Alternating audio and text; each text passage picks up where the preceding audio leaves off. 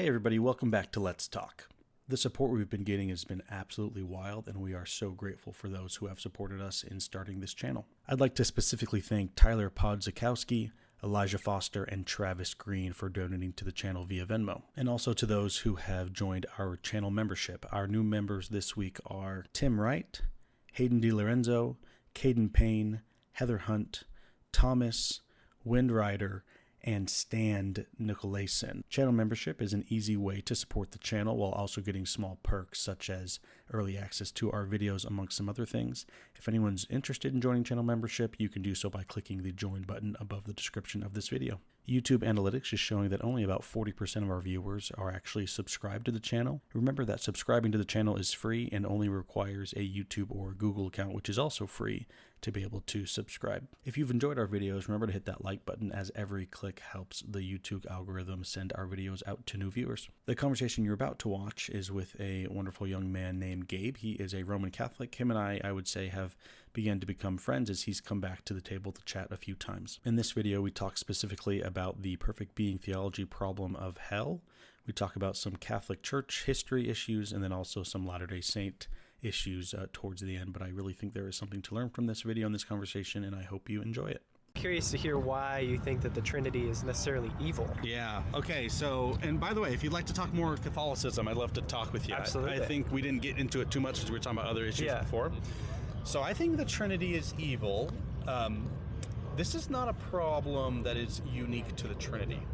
This is a problem that is unique to something called perfect being theology. Did we talk about that last time? A little bit, yes. Right, it's the idea that God is being itself, which I think you would agree with, that God, he's the uncaused cause, the unmoved mover, that he's all powerful, he's unbound, like there's no law like that he has to follow. Yes. You might say he's consistent with his nature, but that's by his choice, right? Mm-hmm.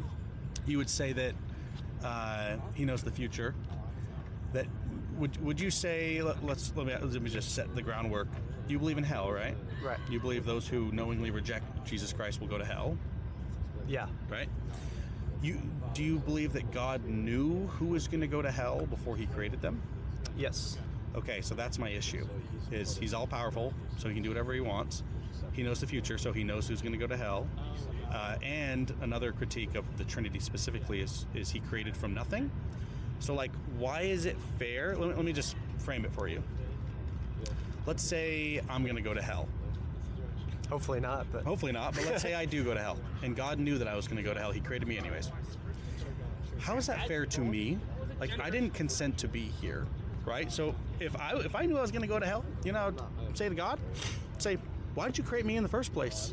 Like, I don't even want to be here. Why do I have to play your stupid game? I don't want to go to hell, and I also don't want to follow you, but I don't want to be here at all. Does that make sense? So, So the critique is God created us from nothing without our consent, and he knows who's going to go to hell. Here's an analogy. If I created a baby, if I had a baby with a woman, and our intention was to torture that baby, or we knew that the baby was going to be tortured, should we still create the baby? Or should we just say no? So I think I'd want to address your first point. Yeah, go ahead. I know it's a lot. Go ahead. So regarding the sort of creating you against your consent to go to hell, I would disagree with that, because hell is a choice.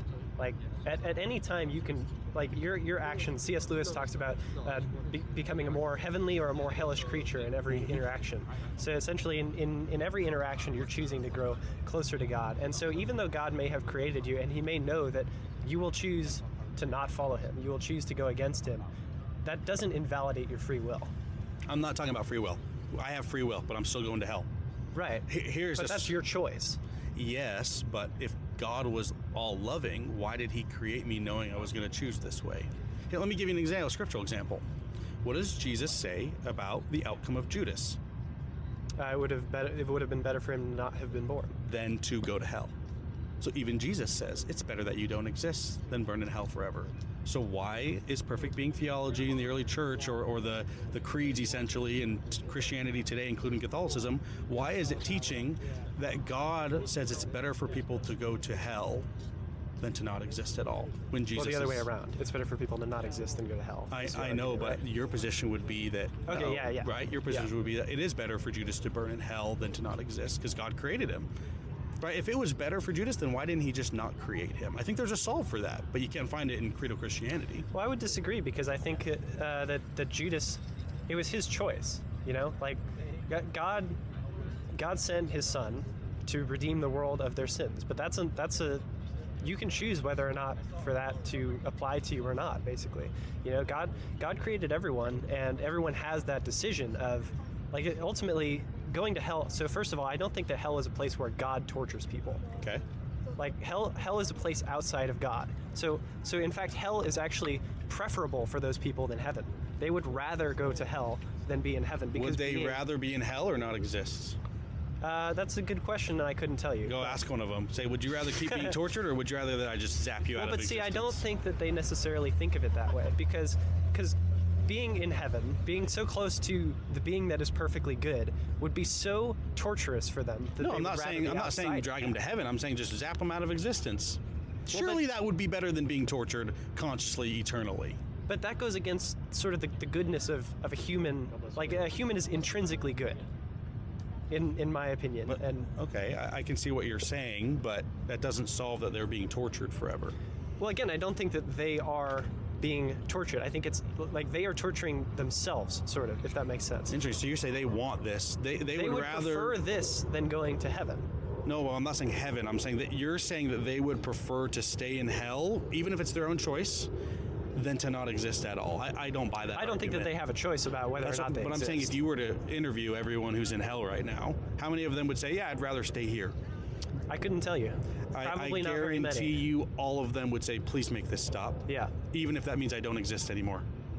And by the way, we have evidence of that here on the earth. How many people take their own lives because they're suffering? It's like, I would rather not be here than suffer every single day. Right. So I think that's in the human will, or human nature, if you will, to say, get me out of this suffering. Does that make sense? Yes. So I still think you're left with the problem that if God is, because I think you can maybe give an argument for God is just, right? By saying, I don't know, I struggle with the non-consent. But then there's also the, like, why does, 7 or 8 decades on earth make it, why does that justify eternal torment? There's the other argument to that as well. Yeah, so, that's not one that I've used, but yeah, that's a fair one. But I would actually agree with you that people who are in hell actually, like, chose it. But the issue is that they weren't created from nothing. They actually chose from the beginning what they wanted. God basically said, hey, I have a plan for you. There is a chance that you are going to end up, that you're going to put yourself in hell. And if you do that, there's no going back. In the sense that they said, yeah, I'm okay with that. Like, I signed the contract. Well, but see, God gives you every possible opportunity to turn around.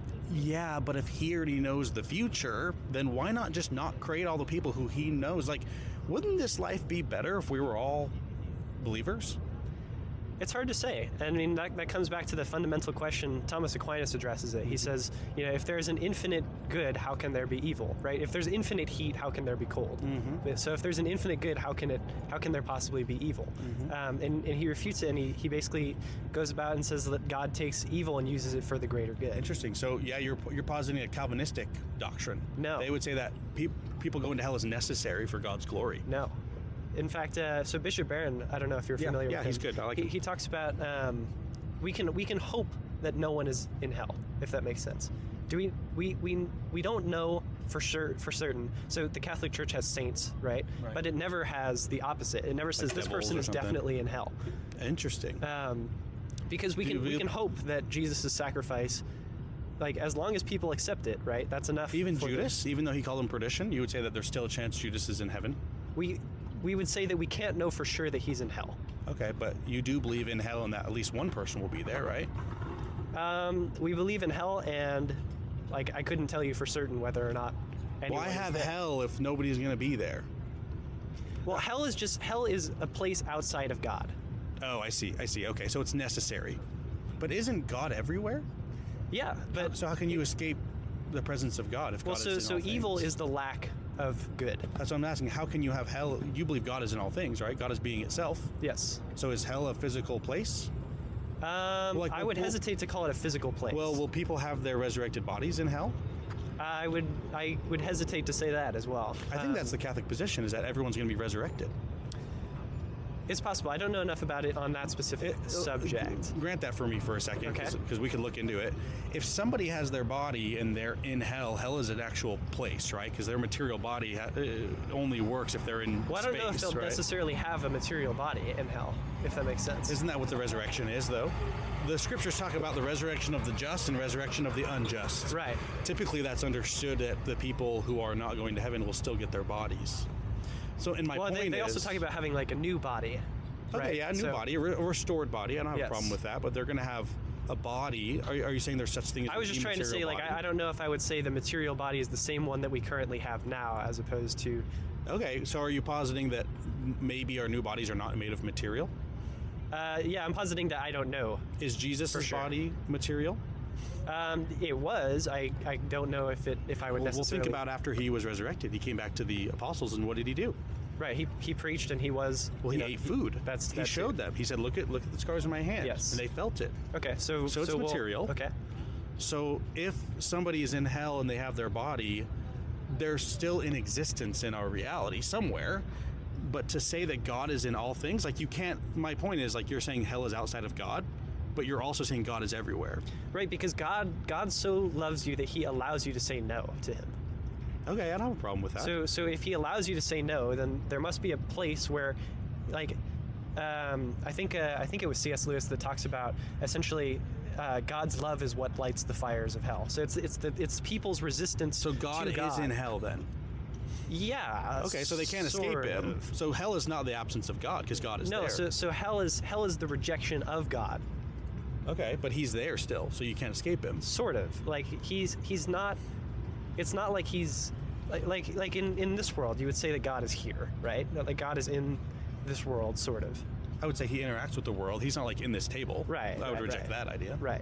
But it's a matter of it's something similar to that, right? It's not like in heaven it's the full presence of God, and in hell it's the absence of God, which is not to say that God is not necessarily aware of its existence.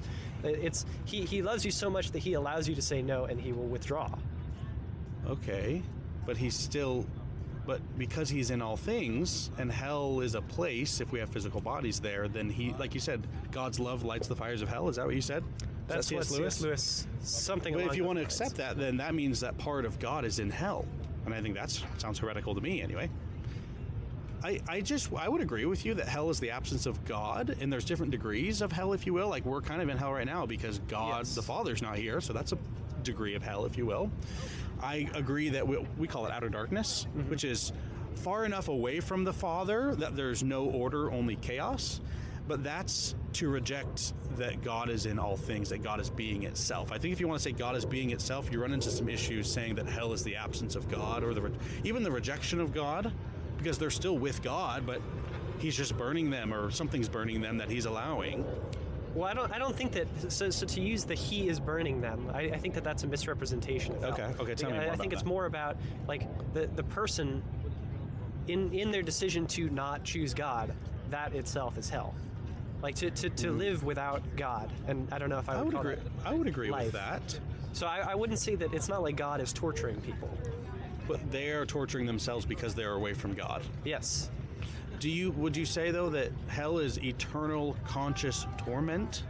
I don't know if we can know that for sure. Okay. I don't know the Catholic position. Yeah, I don't either. I know that there's the annihilationist position. Yeah. Which I think that's more I don't loving. think is supported by the Catholic Church, but I don't know It's for sure. not. I think it's. And then there is the eternal conscious torment. Yeah. That's the other position. Which, See, and I would just argue that if God's all powerful, annihilationism sounds more loving. Instead of like letting people torture themselves. Like, well, I don't think so. At least give them an option. God allows them to have. He allows you to not choose him. I know, but why doesn't he give them an option to annihilate themselves? I don't know. Right? I don't know if that's a question that we can necessarily answer. Well, I would just argue that it's better to not exist, like Jesus said. It's better to not be born than to be in hell, where Judas is. I think. True, but it's better to be born and go to heaven, and God gives you the option of going to heaven. But and that's knew. why. That's the issue. Exactly. He knew who was going to go. Yes. So why not just, like, as he's I don't mean to be disrespectful. No, go for it. I'm very like, hard as to. God's creating somebody and he can see their future, right? If they're going to be in hell, just toss them aside. Just say, I'm actually not going to create that person. Let's do the next one. This person's going to go to heaven. Here you go. They're going to have free will. They're going to choose me. They're not going to be perfect. They're going to sin, but they're eventually going to choose Jesus Christ. I think that is a more loving, like if I was all powerful, that's what I would do. And that seems to me more loving than to create people saying, oh, this one's going to go to hell, but good luck. Does that make sense? He gives them every opportunity. But that doesn't make any sense from God's perspective. Like, he knows eventually they're not going to do it. Right. So why create that person? I think because the human life is intrinsically valuable, even if they choose not to. But Jesus said Judas, it would have been better for Judas to have not been born. So how do you deal with that? Because it's good to give him the opportunity to have chosen God. Ooh, interesting. Okay, it's better to live your life and go to hell than to not exist at all. That's the position. See, I think Jesus taught against that. Well, it's better to so it's the good of giving someone the opportunity to go to heaven is so good. But is it an opportunity if God knew they weren't going to choose it? Yes. How does that work? Because it's their own free will. They are given every opportunity. They have the free will. They have all of the knowledge that they need to choose God. Let me give you an analogy. Yeah. Let's say me and my spouse, my wife, want to have 10 children. And we have a special power that knows if we can tell the future. Right. And we see our children, and 5 of them are going to go to heaven, and 5 of them are going to go to hell. Should we still create the 5 who are going to go to hell? You're saying it's better that we create them knowing they were going to suffer forever. Well, why is that better? Like, what if they only live 2 years, or let's say 10 years, right, or 20 years, and then they died in their sins and they went to hell? Like, that 20 years was better than not existing? Well, first of all, I would say that we don't necessarily know it could be that nearly everyone goes to heaven, but like St. Augustine had the vision of the masses in hell, yeah, that's what I'm saying. The vast majority of people. I don't think anyone denies that there will be some people in hell. Yes. I think the Christian tradition and the Bible teaches that. Yeah, and again, we can hope that there's no one in hell, and that's... Yeah, but your hope is in vain because the Bible says, and Jesus called Judas perdition. Right, but it's a matter of give the opportunity of people to choose God is so valuable that and God loves people so much as to give them the opportunity to not choose them. Okay, this is good. I think there's one major flaw in this line of thinking, because you're saying it's better for God to create than not create, right? But with that argument, wouldn't you have to say that God would create all humans that are possible? Like, that gives you the infinity problem. Like, if you're saying it's better to create a human than not, then God has to create every conceivable human that he can, which is limitless, right? So how do you deal with that? Like, you don't believe there's going to be an unlimited amount of people. No. And you don't believe there's another creation cycle after this one. Right. So God's not going to be creating everyone that he can conceive. So that argument doesn't work, because on that argument, he'd have to create them. But he could never stop creating if it's better to create than not create. Yeah, I don't know if there's necessarily a good answer to that, but I don't think that invalidates my point, if that makes sense. Like, I think it does. I think it's the crux of your point, because you're positing a reality that is absurd as far as like the implications of it, right? Am I understanding you correctly? You're saying that it's better for God to create someone even if they're going to go to hell. That's your position. So it's better to create, like, the good of giving someone the opportunity to go to heaven is so great that God will create someone, and knowing full well, giving them full free will out of love, they can choose heaven or hell. But the good of being able to give them that opportunity to go to heaven is so great as to create them anyway, which is not necessarily to say that creating an infinite number of people is better than creating a finite number of people. But you would have to argue that if someone is possible to exist, that God should create them. It would be immoral to not create them, because then he wouldn't be giving them the opportunity to choose, like you're positing. Does that make sense? Yeah. So I can see the argument. Like, we know, like, the fact is there's only going to be a finite number of people living, right? And so you have to say that eventually God's going to stop creating eventually, right? But you're positing it's better to create and give people these opportunities to exist than to not exist, which means he would have to keep creating to fill that criteria of goodness. Does that make sense? Yeah. I think it's kind of a good solve, but when you start to think about it, it's like, wait, like, so then God has to keep creating, otherwise at that point is invalidated as far as his moral character goes, because he has to be perfectly good. Right. So he has to keep creating. If he stops creating, isn't that morally bad on this on this standard? I think it's hard to say. I would love to look up. Yeah, what it's some of honestly like you're a thinker, and I can appreciate that. And maybe there's more to talk about. Did you want to chat for a second? I just had a question about your sign. Yeah. Sorry. I actually have to agree that it's not biblical. I don't know if I go so far as to say. I don't know what that says. I actually agree with the sign that it's not biblical. I just wondered what examples you use. Give me 1 second. Let's finish this conversation. If you have a couple more minutes, is that okay? We'll talk about it. I wanted to ask you about the Catholic Church. Yeah. My question to you is like, why should I be a Roman Catholic over anything else? Like, what's your best argument for it? Ooh, my best argument for that. Well, so I like to think of it in terms of God doesn't change. Okay. So the church that God first established was the Roman Catholic Church. Is that true, though? I would argue. Do you know the history of it? Not perfectly. We'll keep going unless. So let me make sure that I have this right. So I, as far as I am aware, it was essentially God created, or there's Peter on you my rock I will build the church. Yes. So they create that church, and by the way, the word church in Greek doesn't mean like church like we think of it today. It's like his followers. Okay. Right? So it's not talking about because in the New Testament you have the Church of Rome, you have the Church in Corinth, right? You have Galatians, these different churches. But I would consider them all to be the one body of Christ, as Paul talks about. Okay, but I'm just saying the verse that you just quoted in Matthew 16 doesn't say that. Anyway, it doesn't say church in the way that. I wasn't talking about a physical church. If that's. Oh, you're talking about the invisible church of believers. Yes. Okay, I could go with that. But yeah, so essentially. And then that church is relatively stable. Obviously, there are a lot of sort of heretical things that it has to fight off and establish itself as. That it did itself. The Roman Catholic Church did some pretty horrible things. True, but again, it's the Second Vatican Council talks about it, or maybe it's Paul. Second Vatican, is that in 1960s or which one is that? Yeah, the second one is in the 20th century. I don't know the exact year. I think 1965. Something it's like 3 or 4 years. Yeah. But he talks about we have a heavenly treasure in earthly vessels. Okay.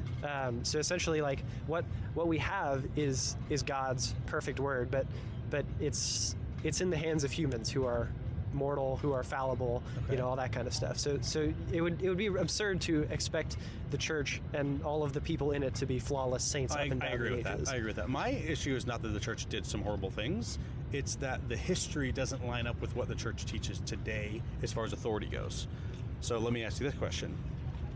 What does the historical record say about Peter giving Linus, the second pope or the second bishop of Rome, universal authority over the whole church? I couldn't tell you exactly off the top of my head. Here's the issue. For the first 10 popes, I forget how many it is, there is no assertion from Rome itself or from any of the other bishops in the other churches that Rome has the same jurisdiction that Peter had, right? Because the argument essentially is, Linus is the next Peter, so he gets to oversee the church. But when you actually look at the history, it's not until the 5th century, I think it was Pope Gregory? I can't remember, you have to look it up. But that's when they start to assert universal authority. And the argument is, you might ask a Catholic apologist, did Linus know that he had universal authority? And you know what they'll probably say? No, even Linus didn't know. The solve that a Catholic apologist would give is the bishops of Rome had the authority, they just didn't know it. But that causes a major issue for me. That means that Peter didn't tell Linus that he had universal authority. Think about it like this. Was there a difference in authority between bishops and apostles in Christ's day? I don't necessarily know. Apostles had universal authority over the whole church. They can go to any church, right, and they can tell them what to do. Bishops, they had more regional. It was local, yeah. Right. The Bishop of Rome oversaw Rome. The bishop in the other churches oversaw them. This is the Greek Orthodox critique against the Roman Catholic Church. They would say of thousands, or rather hundreds of years later, the Roman Catholic Church started to say that, hey, you all have to listen to us. And they're like, but Peter never said that. But it's interesting that there was no split for 1,000 years. No, there were other splits as far as disagreements. There was no the Eastern Orthodox Church split in the 1050s or something you're like right. that. 1054, I think Yes, it was. But my question is, when the Roman bishop asserted things, why didn't he expect the other bishops to agree with him? No universal authority was posited until the 5th century. Does that make sense? Yeah. So it's a historical argument. It's that Peter never gave the universal authority to Linus. Linus never asserted universal authority. It wasn't until, I think, 450 that Rome came out and said, you got to listen to us. And guess what the other bishops said? No, we don't. Right. And they made it work for 600 more years, and then eventually they said, no, we're actually splitting off. I would have to look more into that. Yeah, you should. I would Just look up the early history of like the first popes, essentially. Like, what was their role, and how did they interact with the other bishops? Because, like, here's something crazy. Who called the first ecumenical councils? You'd think it would be the Pope, right? Right. It wasn't the Pope. It was the emperors, like Constantine. Okay. Right? And did the Pope have a special say in those councils? Not at all. It wasn't until later, hundreds of years later, that Rome started to say, you got to listen to us. And then that led to the Great Schism that you know about. But yeah, study the first 1,000 years of the Catholic Church and you start to realize that the history, as far as I'm concerned, doesn't line up with what the Church teaches today, which is Linus holds the universal authority and Pope Leo today holds it. Interesting. Does that make sense? So one thing that I've always wondered about Mormonism, you're talking about history now. Yes. What do you guys think about how, like, in terms of the genetic and archaeological evidence or lack thereof, especially in the New World, or the references to horses and metallurgical practices that weren't around? You have your phone? Can I show you something? Look up the Smithsonian pre-Columbian horses. In the past couple of years, we've discovered horses that are pre-Columbian. Okay. You're talking about anachronisms. I think there was like 200... Smithsonian what, sorry? Smithsonian, like, pre-Columbian horses. Okay. This is not LDS source. You'll see that we're starting to find... So here's the thing. Back when the Book of Mormon first was published in 1829, a lot of people looked at Joseph and laughed at him and said, we know you're lying because you're saying that there were things in America when we know there weren't. Right. Like cement and like ancient people writing on plates. Yeah, and like then there's the other special animal that we don't still the really Carroll know. or those things. Something like that. Yeah, and there's different, that's like maybe a translation anachronism, but not necessarily a literal one. But the argument is, my rebuttal to you, is that we've actually started to find these things in America. And True, but when you look at especially the cities, like there's one city, I don't recall the name, it was said to have around 100,000 people. Sure. There's been no archaeological evidence found for that. Okay. Tons of expeditions. Well, let's frame that though. Okay. How many of the archaeological digs have been excavated? I couldn't tell you. 2%.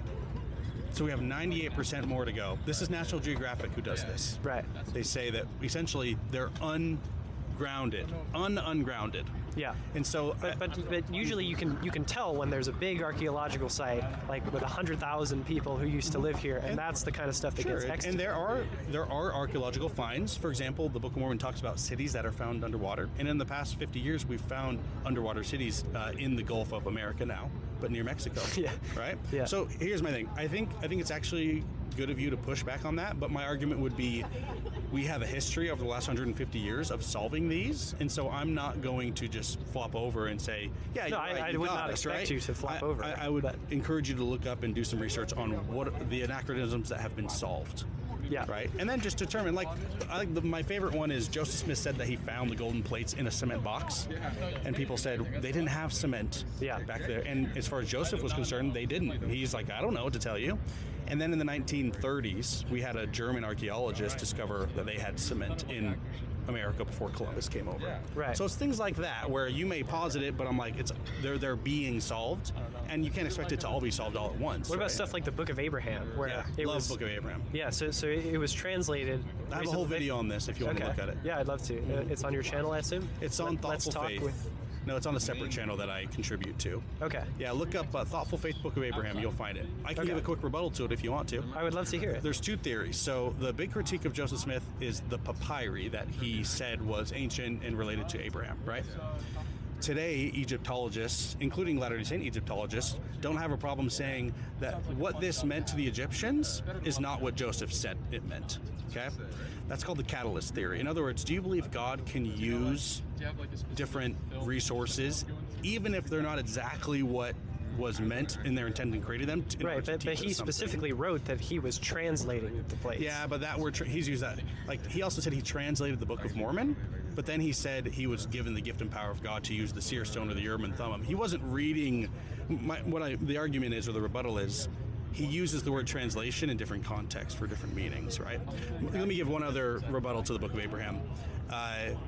It's the lost scroll theory. Are you familiar with that? No. The papyri, the majority of the papyri that Joseph had was burned in a Chicago fire. So I thought that they had recovered it, and that was sort They of recovered some of it, just the papyri that we have in our scriptures today. But because think about it, the book of Abraham is chapters 1 through 5, and we don't have any papyrus that would say anything like that shows that that's what he was using. So the idea, one of the theories anyway, is that it was burned, unfortunately, in a fire in Chicago in the 1960s. Do you know if there's any evidence of it having burned? Because Yes. when I had researched it, there didn't seem to be. Yeah, look up Chicago Fire, Book of Abraham. Yeah, and it wasn't like a Latter-day Saint went and burned it down, so we wouldn't have to deal with this. Like, I forget what caused the fire, but you can go Right. look at it. I think it was just the Great Fire of Chicago, right? Like, Maybe it was. I don't know the context of the fire. Yeah. But yeah, I will say that it's probably good of you to bring out the Book of Abraham. Go look up Thoughtful Faith and Book of Abraham, and you'll see a whole rebuttal on that. It's like an Interesting. hour-long video or however long. interesting. All right. Well, I don't know if I necessarily have any more questions. But Okay, you're awesome. I have Thanks. a lot to look up. Yeah, you do. And thanks for coming back again. This is our Yeah. second chat. Maybe I'll see you again. Yeah, absolutely. Okay, Gabe, All right. thank you very much. yeah. Have a good day. I'll let you one of these guys. You're very smart and very bright.